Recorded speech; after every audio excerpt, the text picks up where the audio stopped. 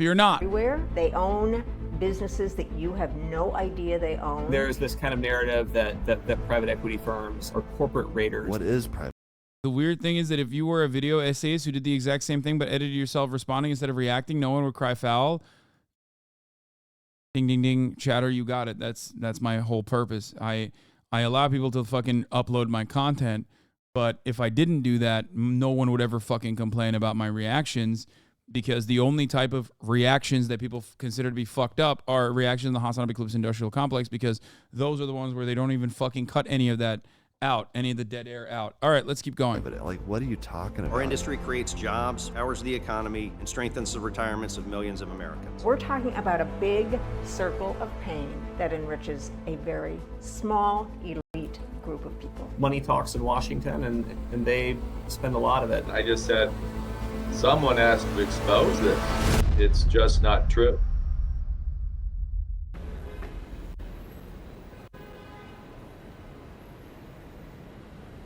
Hello. Anytime you spend money, there's a decent chance that private equity is involved. For example, just the other day, I was eating a Cinnabon inside of a David's Bridal while playing a Guitar Center ukulele in a little ritual I like to call Wednesday. I had absolutely no idea I was actually funding 3 different private equity firms. Though private equity is one of the most powerful industries in America, it tends to operate behind the scenes. But unfortunately for them, the Good Work investigative news team specializes in bringing things that are behind the scenes out into the front of the scenes. So let's do the news.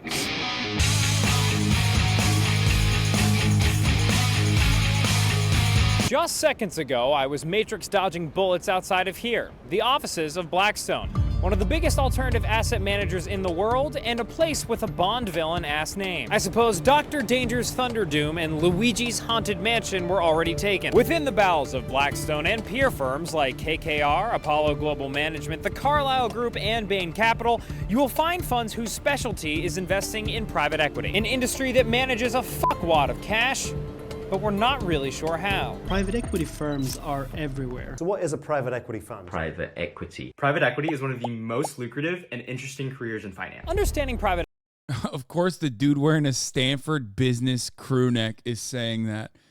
It's like, oh God, I fucking hate all of this stuff. I unironically think, and I'm being very serious, very real on this, is not even sarcasm. I think usury should have been a sin. It should have been kept being a sin, okay? There is nothing that you can point to the finger at being like the most damaging aspect of late-stage capitalism beyond finance capitalism. That's it. The financialization of the entirety of the American marketplace, the entirety of every single manufacturing hub, every single fucking company that is like originally started off with like honest intentions because you want to produce a commodity or whatever the fuck.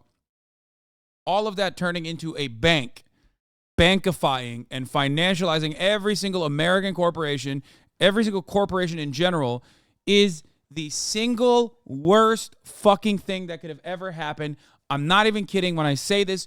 Without stocks, without the market, okay? Without the stonk market, without these kinds of banks, I'm not even kidding. Like, we would have already probably withered capitalism away, okay? Or at the very least, it probably would have gotten to a point where, like, people most likely would just, I don't know, people would most likely just look at the situation and go like, yeah, we have a lot of, we should just use some of these amenities. I don't know. I hate it so much. I think it's fucking awful. I mean, it's not a wonder that it's been heavily criticized. Kaya, what are you doing in there? No. That's not for you. That's Farley stuff. Silly girl. Stonks are the worst aspect of capitalism. I think if tomorrow we just eviscerated the stock market, it did not exist anymore. A lot of jobs would be lost in the process. A lot of high earners would lose their jobs. I legitimately think that the world would be a better place. I'm not even fucking remotely kidding. If like we had a adequate substitute to it, like without, without absolutely eviscerating, wiping out like 401ks and shit, you know what I mean? Because like, think about it. pension plans and retirement plans. Like all of that is now on the stock market. God, it sucks so bad. It is so fucking awful. Private equity begins with understanding public equity. According to Good Work's forthcoming bestseller, How to Win Money and Influence Poors, anybody can invest in public equity in the form of stocks. But private companies are different. Average hoes like you and me can't just go and invest in them. These companies need to raise capital from other places.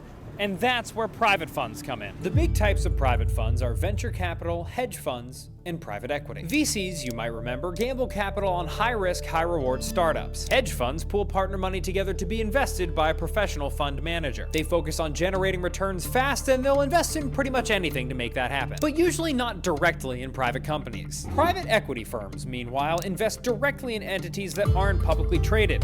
They acquire stakes in things or buy them outright, then try to sell their positions at a profit over a little bit longer of a time horizon, usually 5 or 7 years. And lately, they've been stuffing their privates with a whole lot of equity. It is everywhere. They own businesses that you have no idea they own. Gretchen Morgensen is an NBC reporter and author of the book These Are the Plunderers: How Private Equity Runs and Wrecks America. There are thousands of private equity firms, and I really want everyone to know that the ones I'm talking about are the really big, very well-known private equity firms, Blackstone. It's so funny because people would literally be like, well, how do you raise money to like grow your business? And it's the same argument that I hear from people whenever they go, how do you build debt if you don't have a fucking credit card? And it's like, well, why do I need to?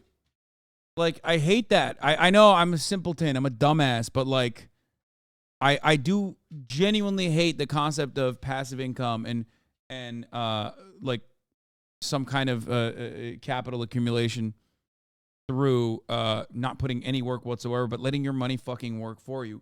I genuinely despise it. Do I participate in it? Of course I do, because as it stands in the current structure, there's no other way to fucking build a retirement fund, because I don't want to fucking work for the rest of my life when I'm like 78 years old, still streaming, learning new fucking lingo from whatever generation we're on, or whatever next level transphobia that they're engaging in, so I can like adequately fucking define what they're saying and like retort to it. Okay?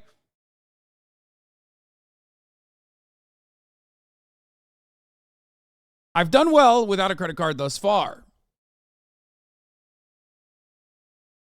Anyway.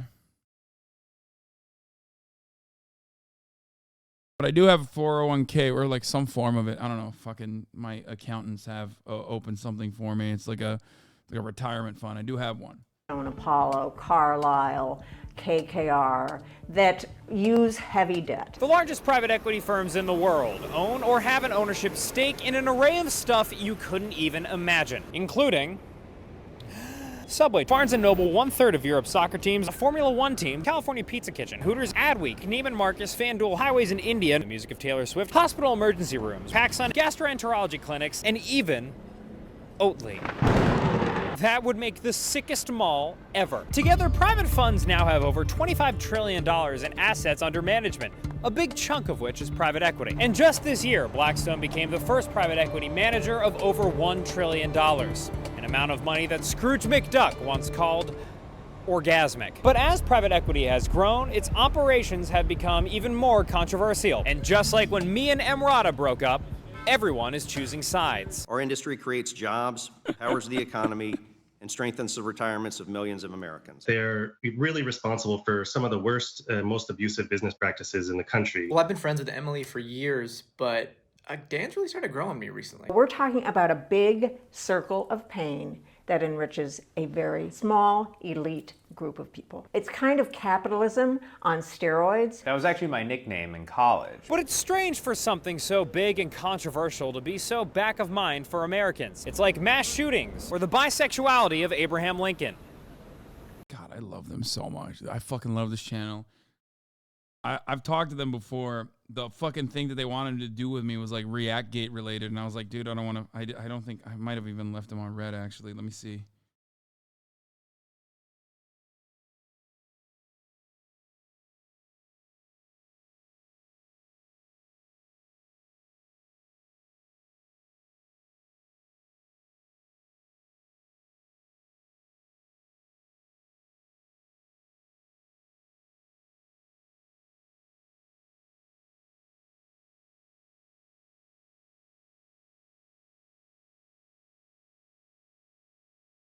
1 second. I'm literally DMing him right now.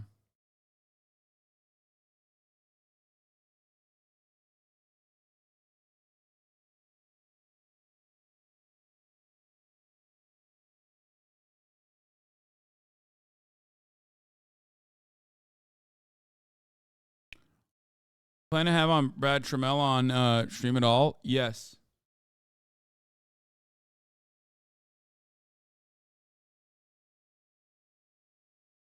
But yeah, go show support to these guys.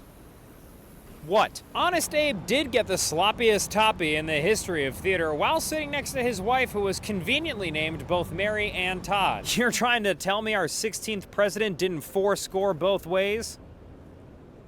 Anyway, how do these private equity companies actually go about acquiring a business? I put the question to Jeff Hook, a business professor at John. I love when, like, out in the wild, you just have other people completely unintentionally and, like, through parallel thinking, come up with damn near identical forms of humor to myself. It's just, like, fucking awesome to see in the wild. You know what I mean? I love that shit. It's like, the way I see it, maybe it's a little parasocial, but the way I see it, it's almost like, you know, you go out and you have a group of friends, and then there's like a new guy in your group of friends, and he just like makes a joke that you absolutely would make. And you're like, oh shit, that's, you know, we just clicked. And that's how I feel. What the fuck are the mods doing? I don't know. What happened?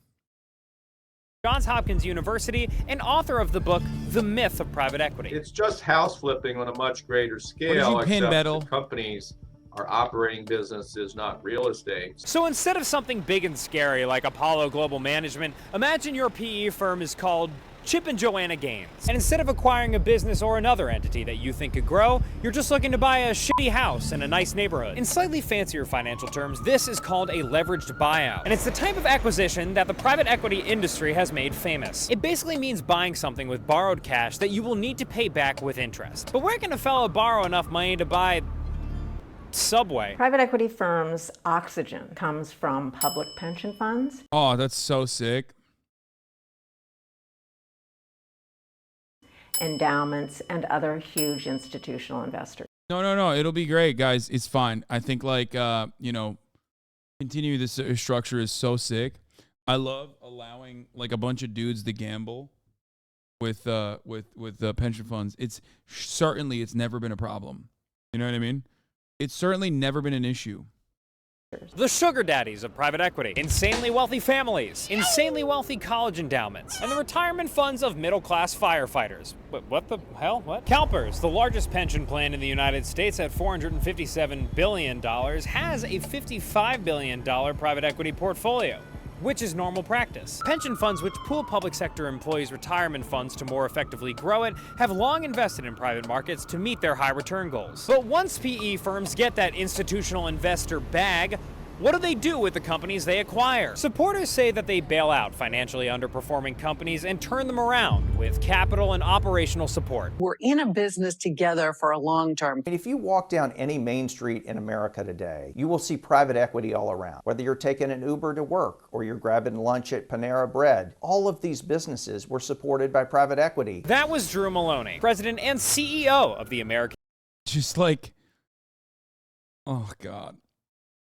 I love that the only time fucking weirdos get mad at these guys is, well, one, when they find out about their existence and immediately assume that they're just homifying your children.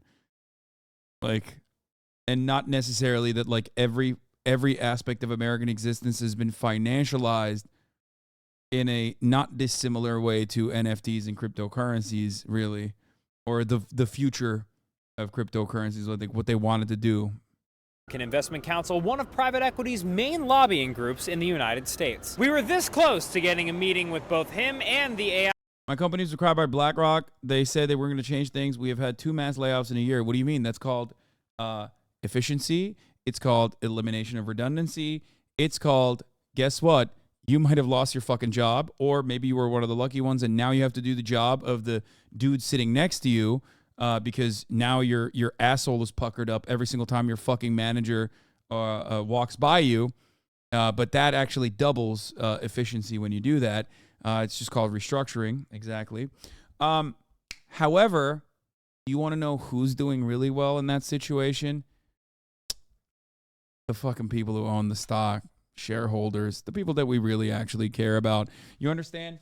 Sorry, you got restructured, but guess what? Your stock performance is going through the fucking roof. I know that doesn't really mean much to you because you can barely make ends meet, and most of your fucking salary directly goes into a fucking landlord who will never step foot inside of your apartment until you start dating a girl that he finds to be sexy, and he just suspiciously materializes in your apartment all the fucking time to talk to you over extended periods of time, even though in none of those circumstances did he ever actually fix your fucking AC!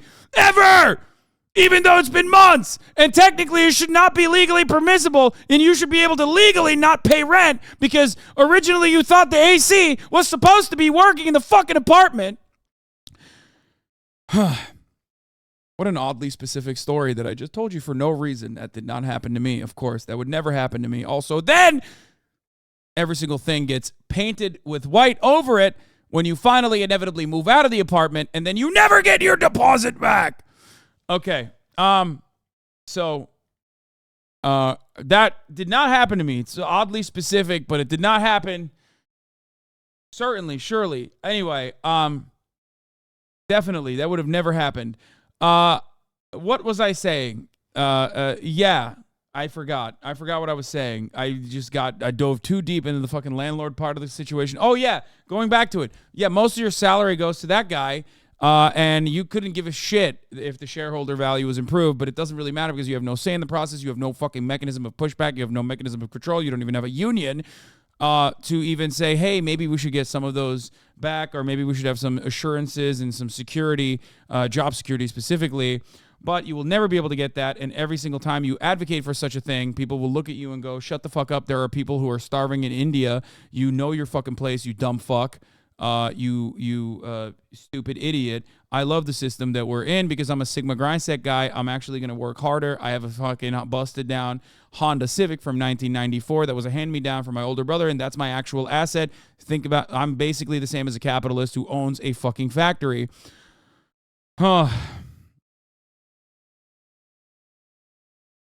Anyway, yeah. Because you're surrounded by a bunch of fucking cucks who do not recognize that they are the hyper-exploited proletariat, but instead temporarily embarrass millionaires and billionaires that they will one day become. And when they do inevitably become that millionaire or billionaire because they're adventure capitalists, okay, or entrepreneurs rather, they will inevitably become that rich guy. And when they're that rich guy, they want to make sure that society is designed in a way that it actually maximizes the hurt on the little guys, the poor guys. Except most of those guys are fucking idiots because they're not the rich guy right now, so you might as well advocate for your best interest when you're not the fucking rich guy, dumbass, but you're too fucking stupid, and that's why you're going to be forever poor. Holy shit! Rich guys never, ever in a million years go, no, actually, I will not be advocating for my best interest. They always advocate for their best interest. That's why you're in the situation that you're in.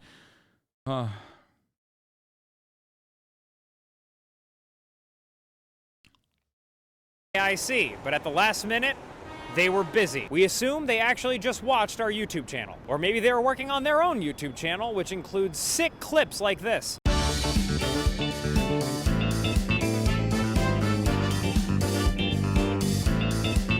But critics of the industry contend that private equity and their leverage buyouts saddle companies with debt that they have to pay back over too short of a time frame. The heavy debt that is required to make the acquisition. And that's fucking awesome that that's a video that they put out.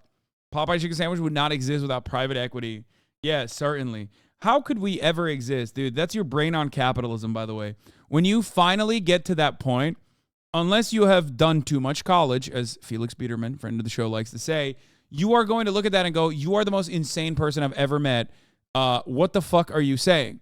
But if you've done too much college, there gets to a point in your brain where you literally go, no, that's actually true technically. How could a company survive without actual institutional investors and backing from investors? That's how you grow the economy. Hello, that's technically true.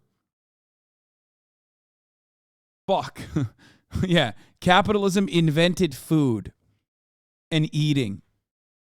And people who make food for others to make money. And the short time frame that they want the company to be able to be more profitable and therefore be flipped, put 2 pressure points on the company. For example, Toys R Us, which was purchased by a group of PE firms and overwhelmed with debt so much so that it declared bankruptcy in 2017 and since has not recovered. Or Noranda Aluminum, the largest power plant in New Madrid, Missouri, who went into bankruptcy and was forced to close plants after being acquired by Apollo. But private equity firms don't just buy companies. The best private equity hedge fund story is the company that actually, like, during COVID exploded in popularity because everyone was at home and they were cooking. Instant Pot. There's no better. That's the best private equity story of all time because they literally had a product. People wanted the product. The product was perfectly valid and perfectly fine. They got bought out and then immediately dunked on, okay? Immediately. They fucked it. They just, like, picked it apart for parts. That's all they did. Where there is the big money, that's where they're going to go. Why healthcare? 17% of GDP? It's a $1 trillion industry. Will Flannery is Here, this is the story, by the way. Instant Pot failed because it was a good product. A one-hit wonder is never enough. Obviously, the story more so features that, like, they didn't diversify because everyone that covers shit like this is so capitalism brain that they cannot see a world in which, like, it's fine to make one fucking product. Fucking sucked against Ethan, and Ethan is an idiot.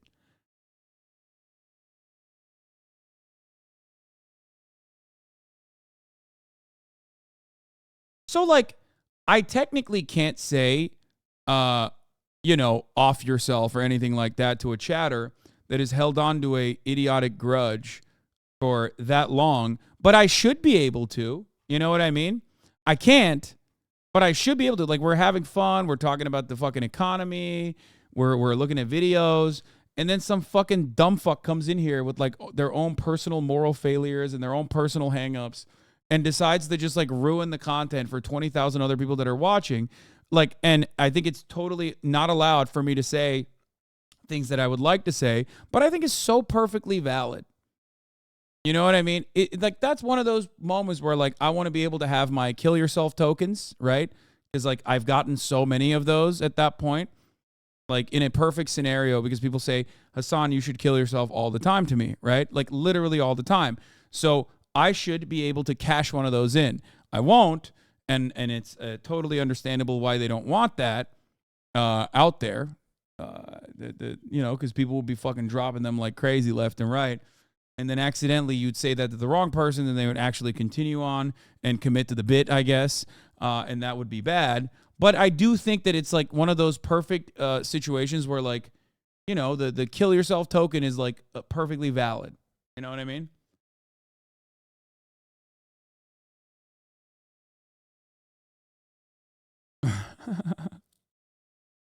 You're at least at, like, 12 tokens by now? Are you kidding me? I have 1 million tokens. Get the fuck out of here. Yeah, the private equity guys immediately took out a $500 million loan against the company and paid $250 million in bonuses to themselves. You were genuinely very good and charitable to Ethan. These morons don't get that it was a conversation, not a debate. And it doesn't matter because I did get my points across, I think, perfectly validly. It's just that I assume that they were not able to keep track of it or something. So they are like, I would have done a better job than you in that circumstance. Or maybe they did my favorite, which is instead of making up their own fucking minds on the issue after watching it, they couldn't help but watch, like, someone else's commentary on it. And then we arrive at this, like, impasse where there's two specific worlds. One where, like, you can watch it on your own and come to that conclusion on your own. And then one where you have someone else feed talking points to you so you actually feel a certain way about the same thing that you're actually watching. You know, a massaging of the narrative, if you will. And, of course, if you're, like, a dumbass, you can't just, like, look at it objectively and analyze it on its own virtues and instead look at someone else saying, no, this guy's actually really stupid, and then you just come in here and repeat that with, like, just an unnecessary amount of anger for no particular reason whatsoever, especially because we're in the middle of Saturday fun day. But I digress. The internet, unfortunately, especially Twitch, but the internet in general is full of very sad people. And some people, instead of choosing to avoid that sadness, will turn around and be like, maybe I can make other people angry for a brief moment, and that'll make me feel like I'm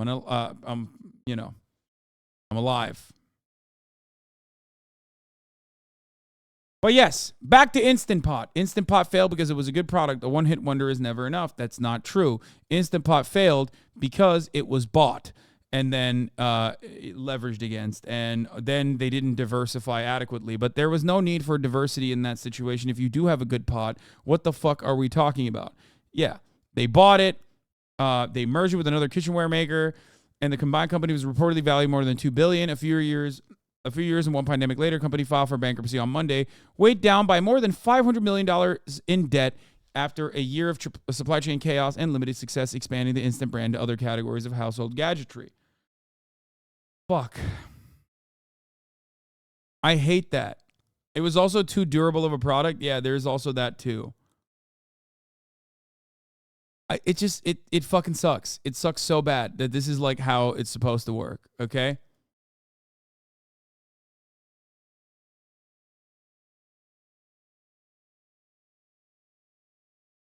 It makes me sad because these are the reasons why it's impossible to make friends from this community. It's not impossible.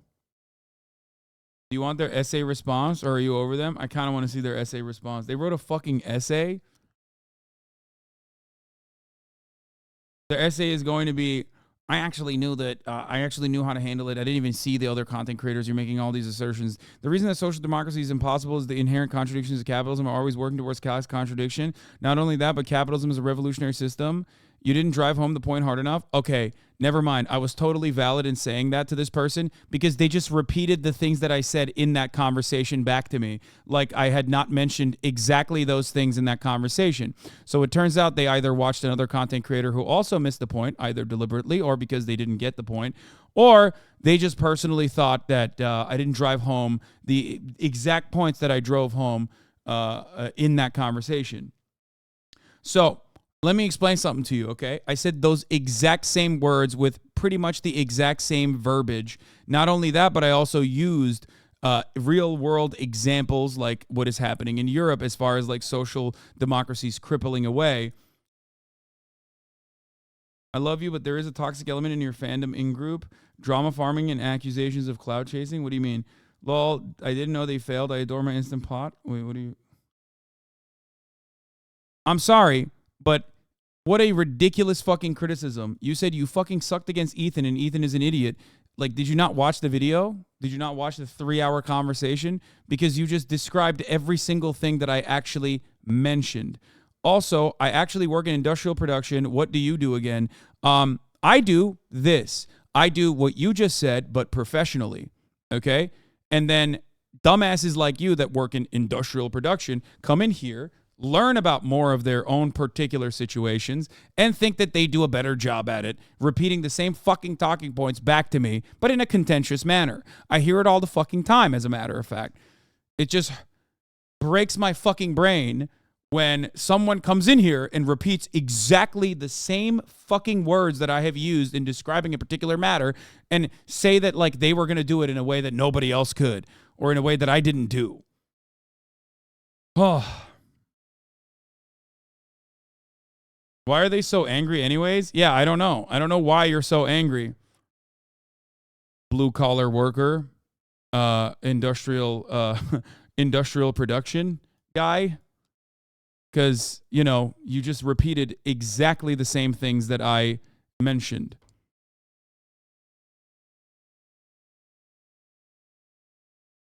I wonder if I were to go back. I wonder if I were to go back and like rewatch the video. I wonder if I could come. How many times do you think I actually drove home this particular point? Because every single time I brought up European social democracy inevitably crumbling the fucking welfare state, that's precisely the point that this person is talking about. Probably at least 10 times, right? 10 times, maybe?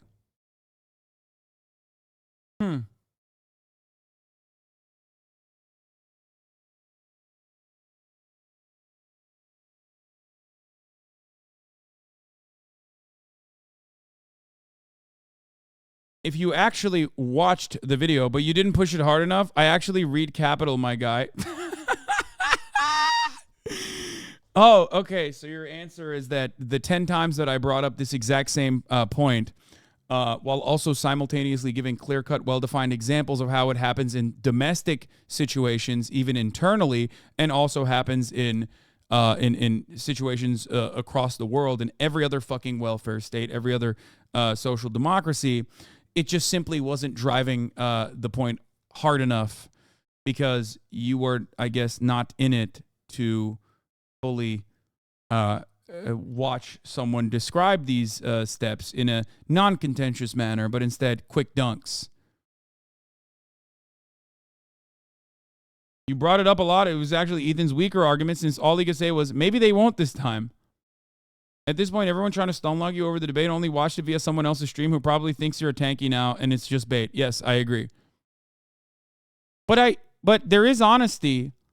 There is honesty to at least people that come in here and go, wow, your defense of China is akin to Nazi Germany. Because that guy is like fucking brain broken. You know what I mean? This one is totally unreasonable. Because you're criticizing a thing that I absolutely did. It's your fault at that point for acting like I didn't do that. Especially when I did it multiple fucking times.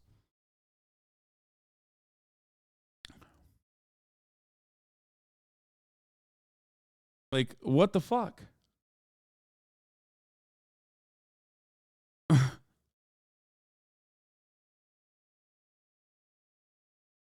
Anyway. All right, look, yeah, I clicked off after 30 minutes. Okay. Come on. Chatters, how am I wrong?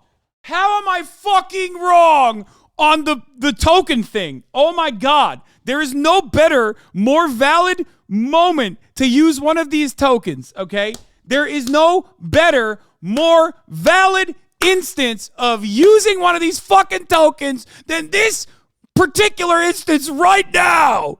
Oh, every fucking time. 3-hour debate. Multiple points where I described exactly what this person said. The person inevitably goes, oh, I actually read capital, my guy. All right, never mind. I clicked away after 30 minutes. Oh, fuck. You have to ban them? I'm not going to ban them because they're so fucking stupid that I love that they're in the community. Hopefully one day they will no longer be stupid. Let's get back to the fucking cool video that we were watching before this person derailed it like a fucking asshole. Oh my God, I'm so mad.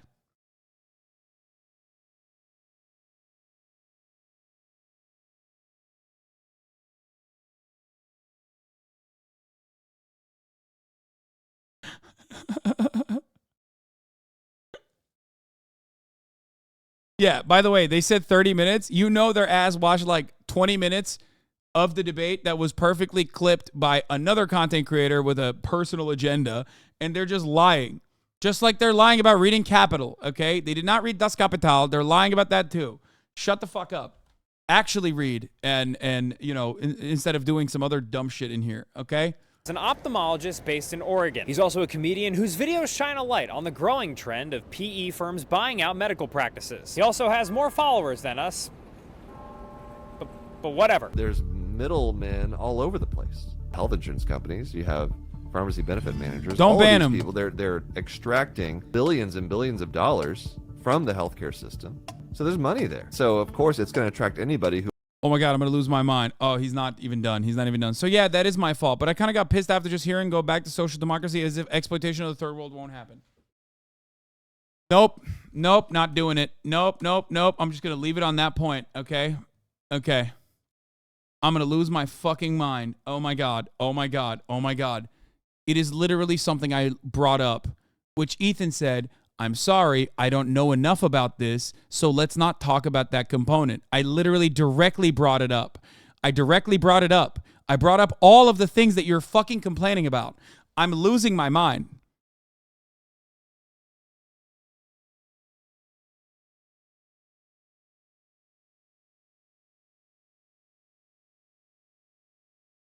I'm losing it. Why don't you believe people when they say they actually watch 30 minutes? I don't believe it because no one would admit that they only watched 30 minutes and have this like obtuse, annoying fucking perspective. They watched 10 minutes max of someone else's opinion on the debate. And now they're just like writing. Okay. Look, I said sorry. That's what I'm trying to say. I'm trying to say sorry.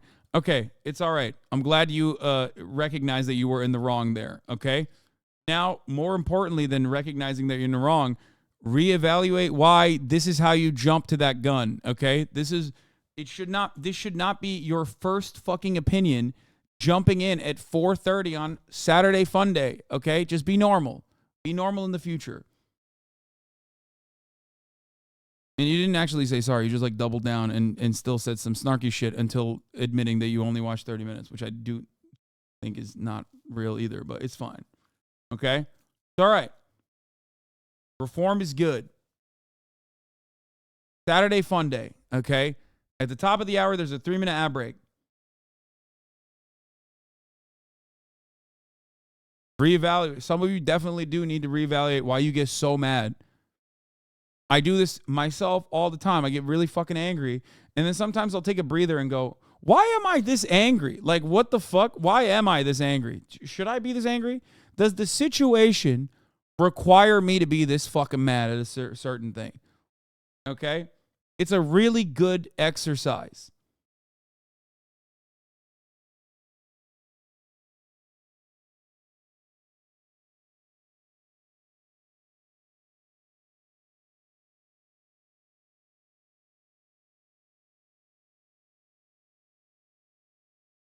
Man, unironically, this edit is perfect for proving how much work you do on that aspect of making original content. I like how he said, look, I said sorry, but actually didn't. That's kind of crazy. It's fine. This is the best you're going to get from someone in an online anonymous conversation, okay? They're probably being dogpiled by chat anyway. It's much, much harder for someone to say, I'm sorry, I was in the wrong. Until you actually say it, and then it's very liberating for the record, and you should use that way more often. Even though he never actually said sorry. He just said, "So yeah, that is my fault," which is fine. Okay, it's okay. Just like it's okay to watch the 3-minute ad break at the top of the hour. Ethan isn't an idiot. He's actually quite bright. He just doesn't agree about socialism. For people like him, it's hard to turn the corner and give the economic system they've been so successful in. Yeah, that's the other part that I didn't even fucking push back on, which is that I don't think Ethan is an idiot at all. I think Ethan is a very smart guy. If you think he's an idiot, that is literally because he's smart and he's been able to portray himself a certain way for humorous quips or for people to lower their guard around him when they're talking to him. That's why he's able to slow cook people so aggressively. It's like the drunken master. You know what I mean? You think that he's like a dumbass, and then you go in and you're like, who's this fucking goofy ass? Like, and then boom, before you know it, he's just like ripping you into shreds. Also, even in this particular issue where he very openly admits he doesn't have enough background information, he still held his own decently well. Obviously, I was much more charitable to his perspective because I'm not trying to, I wasn't trying to like fucking own him or whatever. And I don't think he was trying to own me either. But in that situation, like, he is a very normal person. His opinion is a empathetic, normal person's opinion. So having those conversations with people like that is really valuable. Okay? I had the same opinions as Ethan 3 years ago, and unlike him, I had this amount of time to change my mind. Yeah, also, your material conditions are not the same as Ethan's, most likely, where he is a boss at the end of the day.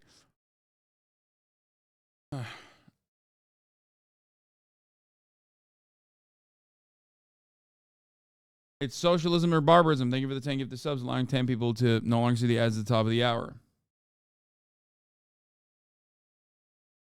Exactly. These name calls are parroting a certain YouTuber who regularly sends their community to brigade others to farm drama. I know. And then they clip the fucking reactions that I have when I get really, really mad and then go, look, he can't take any criticism whatsoever, which is why I'm glad that that person admitted their mistakes, because that is a perfect summarization of like how these conversations normally play out if someone is honest about it.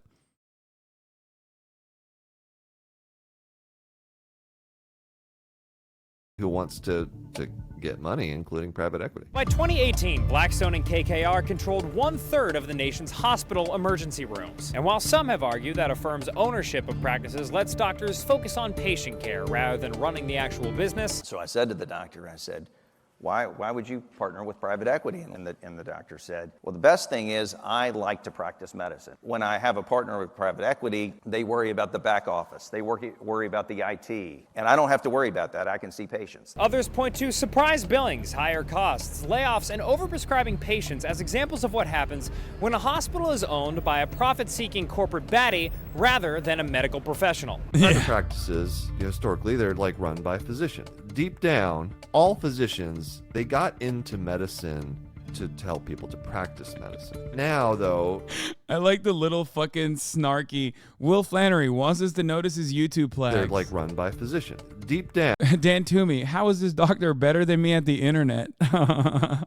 All physicians, they got into medicine to tell people to practice medicine. Now, though, you're selling to this private equity firm that has no motivation to maintain or improve patient care. They want to do what's going to improve the bottom line. Which is a sentiment Gretchen echoed about nursing homes. Nursing homes that are owned by private equity companies have the residents encounter 10% higher mortality rates. Now, why is that? Well, because they cut staff, because they're I don't understand how people can see these realities every single day, experience it every single day, and not go, perhaps this organization of the economy is unjustifiably cruel for no reason other than, making a select few people at the tippy top insanely fucking rich at the cost of everyone else suffering all the fucking time. How can you not look at this and just derive that on your own? I don't know. God damn, this shit is so fucking powerful. Capitalist dogma is so fucking powerful. Oh my God. Oh. trying to make the thing more profitable to sell. Outside of healthcare, you can find lots of examples of private equity getting all up in things that are commonly thought of as public services. Like when water bills rose 28% in Bayonne, New Jersey following KKR's acquisition of the town's water system. Or when pandemic relief money found its way to PE firms despite being intended for small business support. Or when the state of California had to evacuate dozens of boys from an abusive Michigan rehab facility for troubled youth that was owned by a Bay Area private equity firm. But if we look at all of these troubling examples of private equity's massive growth and entanglement into public services, one thing remains clear. These guys fucking rock at making money. 2012, private funds as a whole, a lot of which is private equity. Yeah, you can't hate on them for that. That's true. I mean, there's other parts of it, like VCs, I wouldn't say the same thing about, but private equity, they do rock at that, especially for themselves, like in the case of Instant Pot. You know what I mean? Like, they're very bad at making money for the companies that they're like purchasing, but like they're very good at leveraging the company as they pick it for, you know, they pick it dry for parts and then take money out on that to go and acquire someone else. It's awesome. It's sick. When your dealer is really fast, Instapot, good one. No links allowed. Yeah, that's the real restriction on freedom of speech, isn't it, boys? Equity managed $9.8 trillion. Now, 10 years later, it's $27 trillion. So the private funds industry, which again includes hedge funds and VC, is now bigger than the commercial banking sector, according to Gensler. Indeed, private equity has had an even more meteoric career rise than euphoria hottie Jacob Elordi. But what besides Ivy League grads' burning desire to own a helipad yacht has contributed to this industry's startling growth? Low interest rates, zero cost of money, big reason, huge, okay? Easy money means you can borrow at low rates. Good Work is owned by Axel Springer, a company majority owned by CEO Matthias Döpfner, who's a giant right-wing radical. Wait, really? They're owned by someone? Like, this company is owned by somebody? They're not even a company. They're like a bunch of random fucking kids doing YouTube. What? Partially? They already have investors? That's crazy.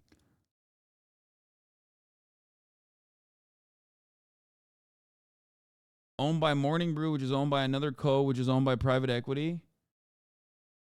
Is it like Well, they address it at the end? This Okay. gave private equity a cheap source of debt, which is like nuke juice for leverage buyouts. Combined with the fact that private markets haven't historically been very regulated by the SEC, the industry has been able to expand pretty much unchecked. So you've got this really big part of the economy that is more or less operating in the shadows because there hasn't been systematic disclosure on it. So why does the government ignore these asset managers? It's not like there's some annoying... Why do you not like Jacob Elordi? Because he's so fucking hot. What do you mean? That's such a dumb question.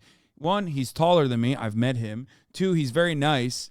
And three, he's taller than me and so fucking hot. Why would I like that? Fuck that guy. Ass public school teacher asking for money to buy a protractor that works. The SEC or the government's first response would be, okay, we supervise the public markets where we have to protect widows and orphans. They don't know what they're doing, so we got to protect them. There's also lobbying. Private equity spends more time in Washington, D.C. than the worst kid you went to college with. For example... True. At least I know his penis in Euphoria was fake. I do know. The industry spent $70 million on lobbying in the run-up to the 2020 presidential election, while they donated $262 million directly to political campaigns. And it turns out that private equity in Washington have a few mutual LinkedIn connections as well. Lawyers that work at the SEC, they don't want to work at the SEC. They want to work on Wall Street, make triple what they're making now. How are you going to get a job on Wall Street if you're a pain in the ass? That you prosecute PE firms.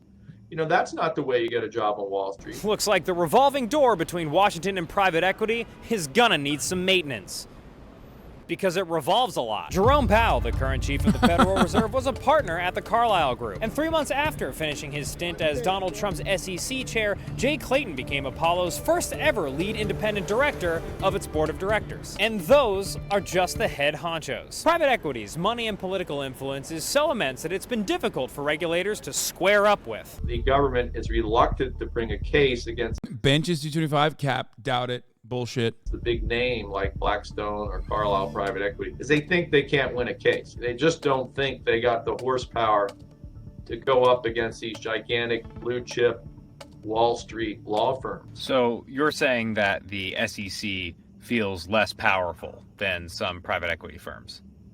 Right. And as you might imagine, this unchecked growth in private equity has also somehow correlated with the unchecked growth of PE executives' bank accounts. In 2005, there were 3 multi-billionaires among the PE executive class. In 2020, it was 22. 22 multi-billionaires. Just think of how ass their group chat is. You can chalk all of this up to the way the industry pays itself. Regardless of how investments perform, a private equity firm will charge a management fee of about 2% each year. So a fund with $2 billion in management will baseline make $40 million annually. But the real clams come from the second thing called the performance fee. Unlike the management fee, the performance fee is 20% of a firm's annual profits, and it's taxed as capital gains, which means it's taxed as an investment you've held for over a year instead of income for your services. This performance fee is more famously known as carried interest, and it's one of the biggest tools PE executives use to maximize their earnings. In fact, this carried interest tax rate is so important to the private equity industry that this spike in lobbying spending in DC happened the same year that Congress first started having hearings about it. Income tax, if you're really wealthy, might be 35 or 40% plus state tax. And the capital gains tax would be half of that. So there's a big, what you call, benefit from having a capital gain as opposed to income. But for an industry that generates such an exceptional amount of wealth for its practitioners, surely they must get a great deal for their investors as well. Right? The answer isn't as obvious a yes as you might think.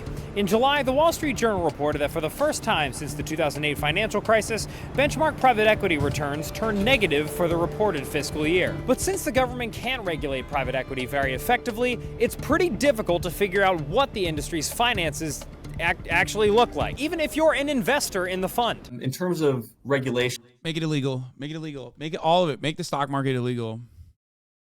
Obviously, you can't do that tomorrow. It would literally kill people, but like it would be so sweet. Like if I had the power of magic, that's what I would do. regulation, and I'll contrast this with like mutual funds. You go to Vanguard's website and you look at one of their mutual funds, you'll see a semi-annual report that's got maybe 28 pages and it's got their expenses, and that's like required by regulation. What is currently required by regulation is basically no disclosure by funds, by private equity funds to their investors. The investment process would all be hush hush, and for the private equity industry, that's good. They can keep a lot of their fees hidden and their returns, which are mediocre at best, secret. And while there are studies claiming that private equity as a whole offers better returns than the stock market, there's reason to be skeptical about their numbers. We have seen a number of proposals from private equity funds where the returns are really not calculated in a manner that, they're not calculated in a manner that I would regard as honest. Or all they're doing is lying a little bit to make the money come in. Yeah, well, that sums it up. You know what's really funny? Obviously, Demon that you might not know or might have only heard about because he wanted to personally fucking recreate the dorm structure to resemble a windowless prison. Just like, it's so funny because like Warren Buffett is at that like fuck you money. Warren Buffett is at that fuck you money phase where he just like openly says a lot of shit where people are like, damn, that's so crazy that he's saying that. Like he'll be like, I'm paying less taxes than my fucking secretary. And everyone's like, damn, preach, king. Meanwhile, he's like, I also designed the system. Like I played a fucking significant role in designing the system and ensuring its continuation that makes it so. Okay? It's so wild, like, that there are, it is the classic fucking Chomsky bit that I posted, I saw on Twitter the other day, which is like, these guys have read Das Kapital, except in reverse, okay? And they're demonstrating it every day through class violence. That's what they're doing. They are perfectly aware of how the system works. After all, they designed it. You know what I mean? They played a role in designing it. They know that others just like them designed it. Didn't he literally say there's a class war and we're winning? Yeah, ironically, he has also said that as well. But, he drinks Coca-Cola and eats McDonald's every day and still lives in the same house that he lived in when he was not that rich. So he's cool because Americans are so fucking stupid and they like literally cannot comprehend anything beyond aesthetics. We are so far removed from any kind of genuine materialist principles or any kind of like class analysis that motherfuckers will literally look to someone like Warren Buffett and go, that's a humble guy, and look to someone like me and go, he's wearing Yohji Yamamoto right now. I can't tell because, the brand doesn't show, even though this is my favorite fucking shirt, but that's a very expensive shirt he's wearing. He must be a rich guy that is way worse for me than the fucking rich guy that is literally wealthier than fucking God. Oh. How can you see this man concentrating 121 billion and see him as a humble because he lives in a common house? Because he is an economy in and of itself. I sent Ethan an H3 post that I thought was fucking sick. Hold on. This is unrelated to the main story. And he goes, written by Hasan. Fucking asshole. Today I learned I'm half Tibetan, and today I learned that Hasan was right about Tibet, and I personally was wrong. I don't know where the fuck it is.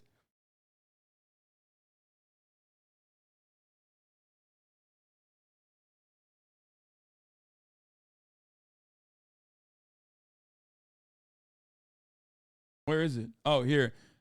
I'm half Tibetan.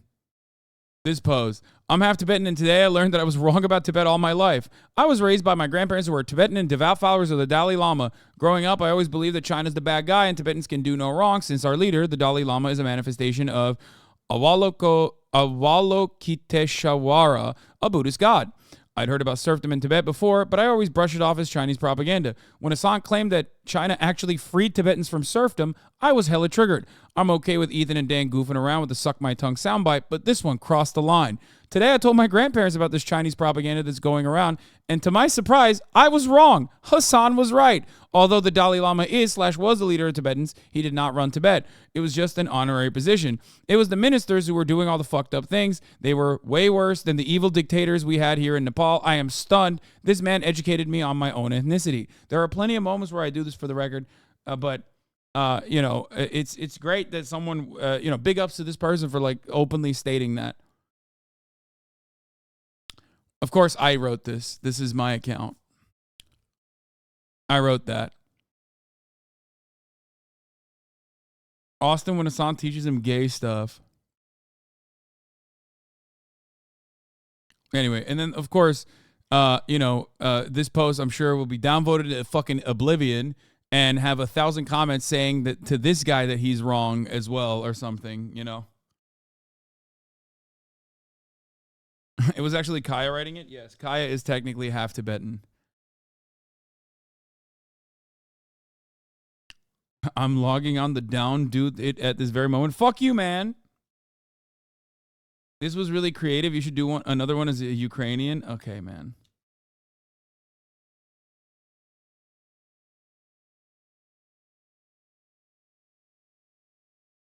It's a little bit of a deflection off the Dalai Lama's involvement, but hey, listen, I'll take it where I see it, okay?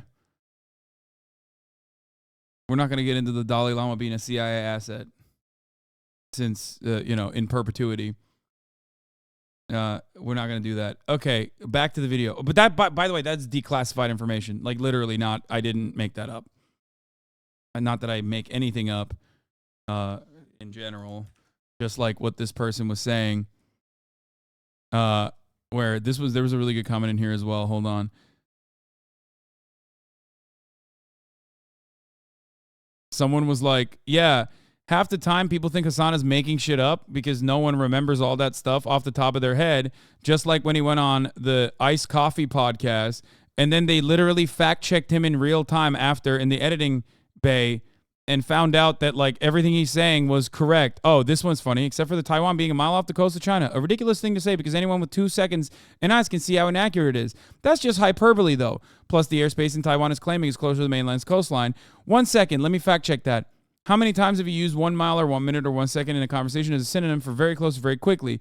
Edit. A Google search yielded the result of roughly 100 miles. Sorry, it didn't take 1 second. I guess I'm a liar.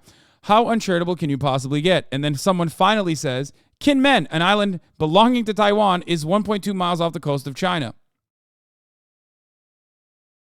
But also, more importantly, it is literally, it is hyperbole. Like, of course, it is hyperbole, but it drives home the fucking point.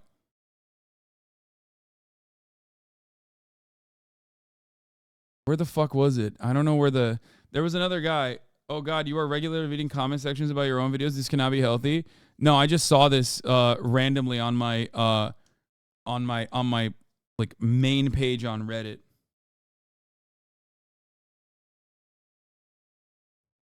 Technically, Kinmen is 1.2 miles off the coast of China and not 1 mile off the coast of China, which is precisely the reason why I am still very much a fucking liar. Okay? But no, but it's not even just that. There's also the other one. I can't find it now, but there was someone in here that was like, yeah, people always think he's like making shit up, and then they fucking fact check him in real time and find out that he's not making shit up. Actually, no, that's real. Like that's real information. How do you retain all this information? I'm fucking brain broken. I'm sorry, but this post smells fake.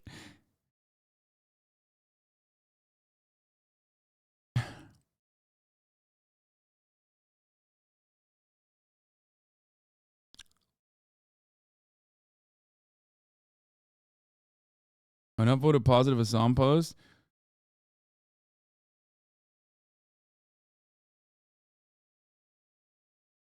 I just watched a video that says Turkey is restoring the Ottoman Empire. Do you feel that that's true? Yeah. Yeah, that's right. Ladies and gentlemen, I saw that video, the thumbnail at least, as well. And I'm here to tell you that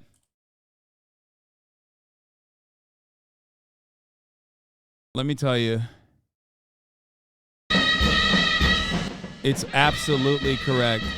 Turkey is restoring the Ottoman Empire to its former glory. The sick man of Europe is back and coughing and sneezing all over Europe. Because the Ottoman Empire, of course, sold all of its assets to foreign capital, including Qatar. That's how the Ottoman Empire thrived for as long as it did. Or took nationalized sectors and privatized them and sold it to European and other foreign investors. And then, perhaps the greatest invention of the Ottoman Empire was when it was, a very important part of NATO, a formation that, of course, also benefits the Ottoman Empire's restoration. Then, Turkey also famously is going to knock on the doors of Vienna by sending, I guess, immigrant workers to Germany. Inevitably, we will trust the plan, brothers. Inshallah, we're gonna inevitably break down those boundaries in Vienna. And of course, everybody already knows that former Yugoslavia is literally, it's already the Ottoman Empire. Everybody knows that. Tom, please, people literally don't understand sarcasm and satire. It's the new real life lore video. Yeah, I saw. I saw the thumbo and the title. I don't know what the reasons for why real life lore would say such ridiculous things, but it is pretty fucking funny to claim that is what's happening, especially with Turkey. How about Turkey restore the economy to like a normal place, okay? Motherfuckers are like, oh, Turkey is restoring the Ottoman Empire. Meanwhile, fucking people in Turkey can't even buy doner, okay? They can't even buy fucking food because it's like $700 for a sandwich. And it's like, oh man, we're restoring the Ottoman Empire.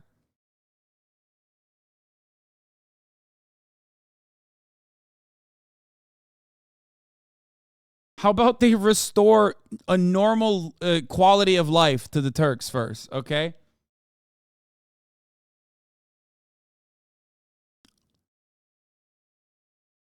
Real life lore also said Turkey might invade Syria soon to boost Erdogan in the polls before the election. Okay, that assessment is not incorrect, though. That's actually a valid thing to say. It's just that it's kind of silly still because it already has invaded the northern Syrian corridor and completely owns it. So why the fuck would they do such a thing that they've already done? That's the only aspect of that I don't agree with. But yes, like really squeezing the already awful tension in the ethnic Kurdish population in that region to ensure that there is some kind of retaliation that is violent, like a terror attack or whatever, that you turn the other fucking, that you turn a blind eye to, is certainly something that the Erdogan regime has done before and will continue to do, and actually literally did before this election cycle. So that part is not wrong. Real life lore says a lot of stuff. I wish they would real life nor. What?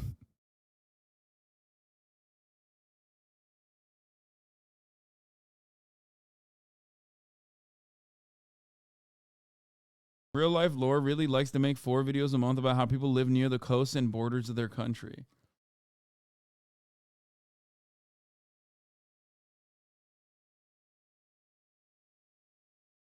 The video is about the relations with Greece and treatment of minorities in Turkey. No fucking way. Okay. What? Is it like a debate? Is he saying that like, compared to its like, relative to the time period, compared to its contemporary peers, Turkey's treatment of minorities is good or something? Like, is that what he's going to say? Because if he's like turning it back on the Ottoman Empire, then that would be like relatively a positive thing, which is not true, by the way. It's not happening. So that would be also incorrect. So it's either ahistorical and wrong,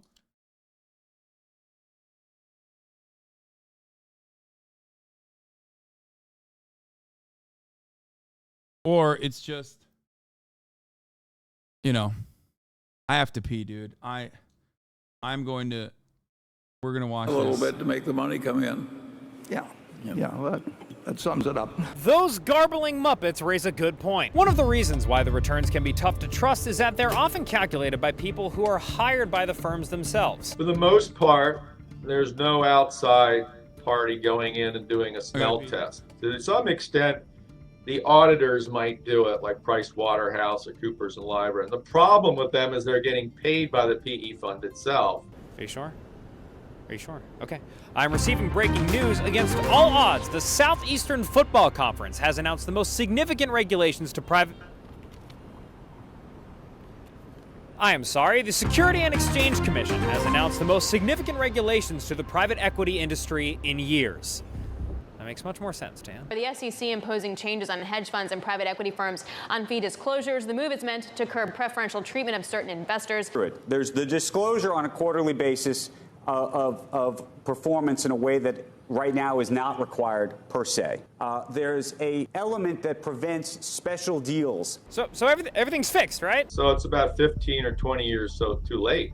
You know, the train's left the station. The plutocracy's become too powerful. They'll be able to ride roughshod over these if they don't even try to get them thrown out in a court case. Well, the new rules have to mean something, right? Like, how fast could they sue them anyway? So there are really three reasons why we're suing the SEC. Touché, suited Eggman. That's Brian Corbett, CEO of the Managed Funds Association, one of the many groups that lobby for hedge funds and private equity firms and are currently suing the SEC for its recent regulation. We think the SEC in this final rule has exceeded its statutory authority. So as we stand today, private equity is mobilizing their cinematic universe of lawyers. Give while it the to SEC them. tries to rein Fuck them in the for SEC, first time in baby. many- Those fucking assholes. They had it coming, dude.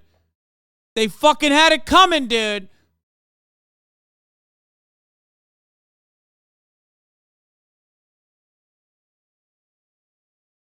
Fuck yeah.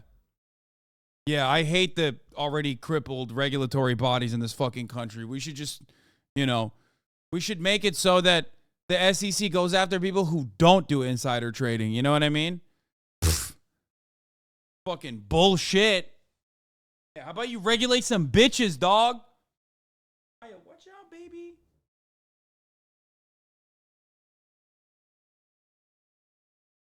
Sorry.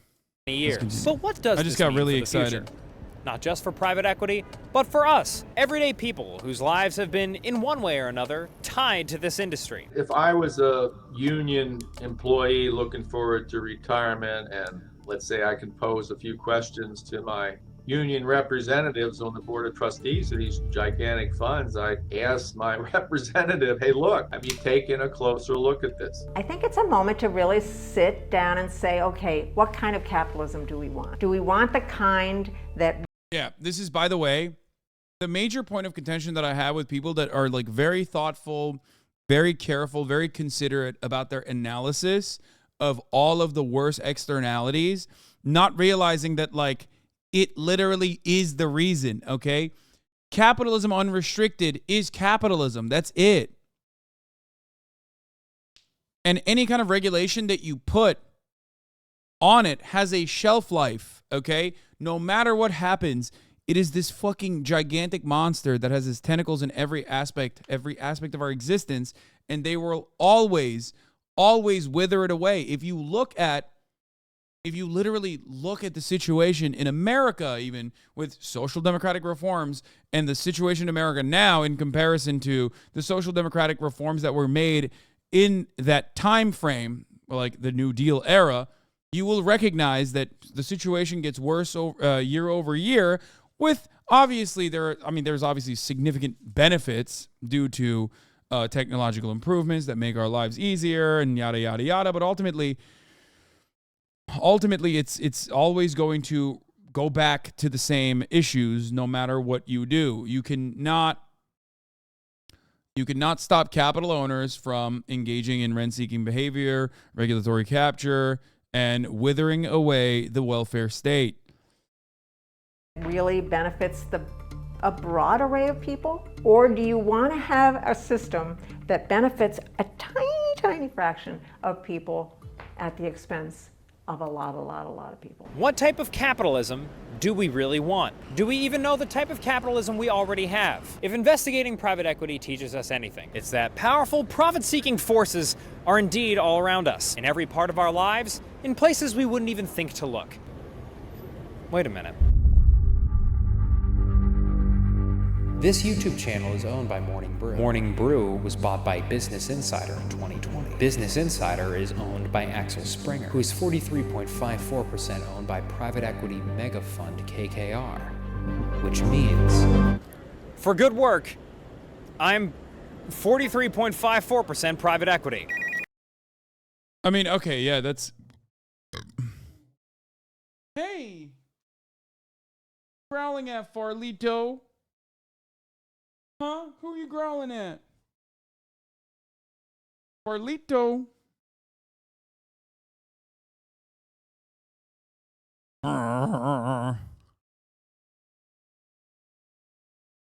It's Pops shrinking. The difference is that when Theodore Roosevelt said break him up, he did it. When everyone says it now, capitals just laugh. We were the private equity all along. And lately, they've been stuffing their privates with a whole lot of equity. And lately, they've been stuffing their privates with a whole lot of equity. And lately, these guys have been stuffing their privates with a whole lot of equity. And lately, they've been stuffing their privates with a whole lot of equity. And lately, they've been stuffing their privates with a whole lot of equity. And lately, they've been stuffing... Pretty good line overall. Great video from Good Work. As always.